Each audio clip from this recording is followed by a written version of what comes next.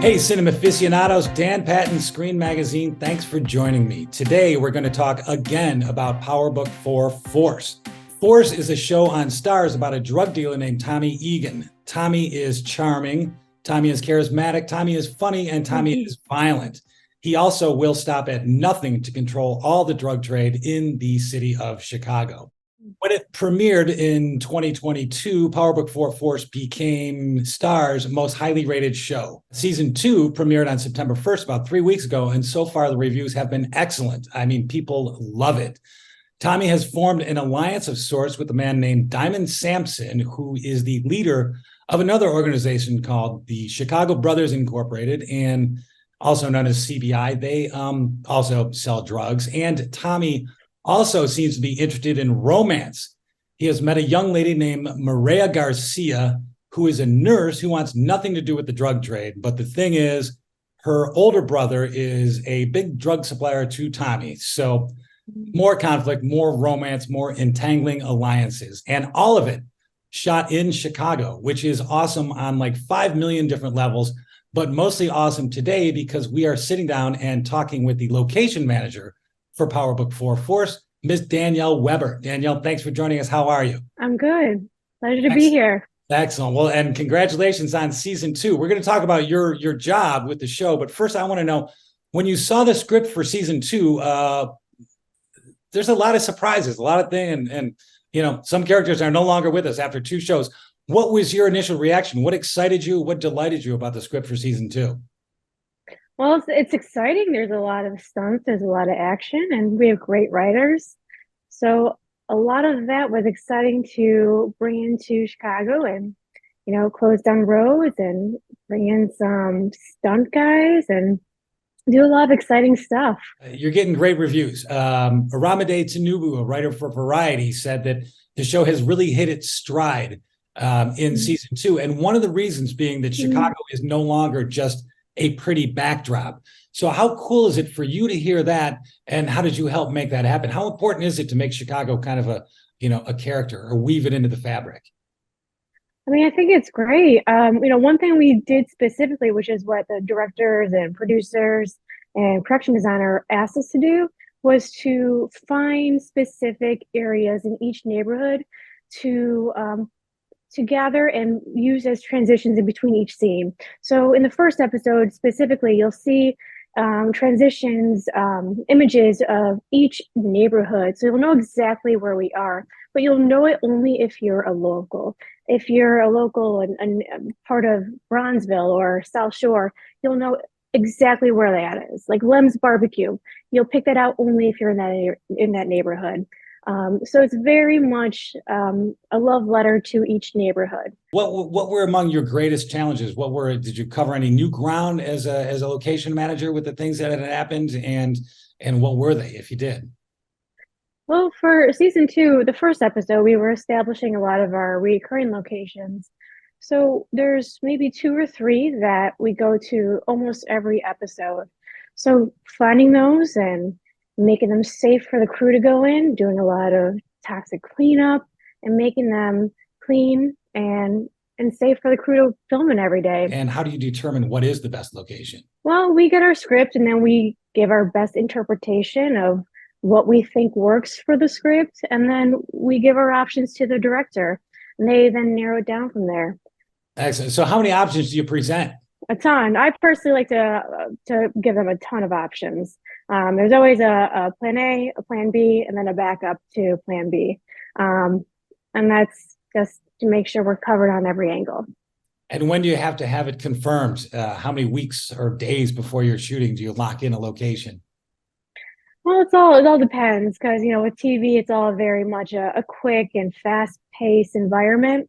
So sometimes, we're picking a location a day before the tech scout, which is very difficult to do and lock in, but sometimes it comes down to that. How has your knowledge of Chicago expanded during your time as location manager with Power Book 4 Force?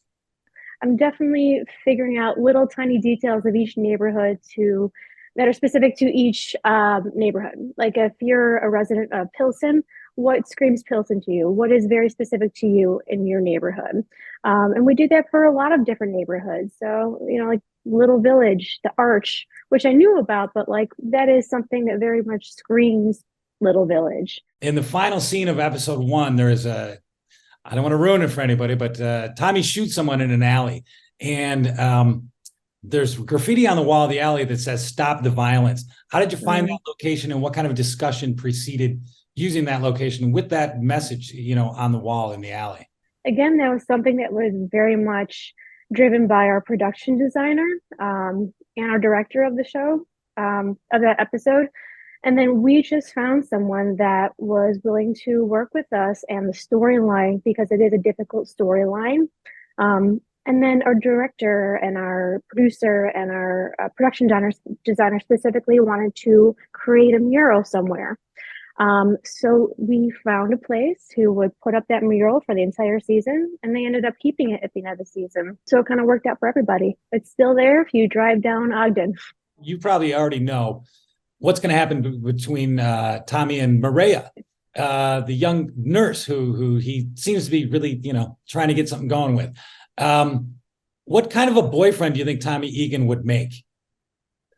Well, I mean, okay, he murders people and he deals drugs, all right, but he seems to have somewhat of a loyalty to his family. Why would you invest in a guy like that? Well, he's certainly a loyal guy, like you said. He's dedicated and he goes after what he wants. So that's why he would make a good boyfriend. But we certainly see him get himself into some trouble. That includes in every aspect of his life this season. Excellent. And one of them being Claudia Flynn, who emerges in season 2 as kind of a stone cold killer. I don't want to say what happens in the future episodes with her, but how did you like the arc? I don't know, the sudden rise in her activity as far as, going from watching the books, keeping track of the books for the Flynn family, and then, pulling a trigger. Her storyline throughout the whole season was very fun to watch. And I don't want to say too much, but she's definitely a fun character to watch her journey throughout the whole season. And then finally, we have a fun question here.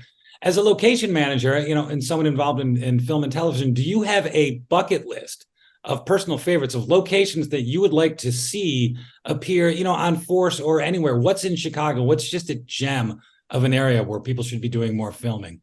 Yeah, of course I have a bucket list of locations. We hit a lot of them on this season, and they were a bucket list for me on this season, mostly because Tommy came from New York to Chicago, right? So we wanted to enhance the difference between New York and Chicago. And that meant to me Lower Wacker, which not even your average local can understand Lower Wacker. It takes a subgroup of locals to navigate Lower Wacker.